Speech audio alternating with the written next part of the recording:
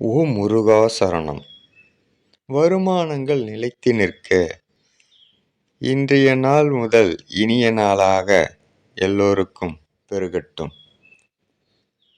நாம் எப்பொழுதும் செலவு போக மீதியை சேமிப்புக்காக வைக்கக்கூடாது. சேமிப்பு போக மீதியை செலவு செய்ய பழக வேண்டும். மேலும் மனம் அழுத்தம் என்பது சூழ்நிலையின் காரணமாய் உருவாகுவது இல்லை. அதற்கு பெரிய காரணம் நம்மை நாமே சரியாக நிர்வகிக்க முடியாத நிலை வரும்போதே இந்த மன அழுத்தம் என்பது நமக்கு வருகின்றது. அப்பன் முருகன் அருளால் இதுவும் கடந்து போகும். ஓ முருகா சரணம். வாழ்க வளமுடன். வெற்றிவேல் முருகனுக்கு அரோகரா. முருகனின் மகன் ரவி முருகன்.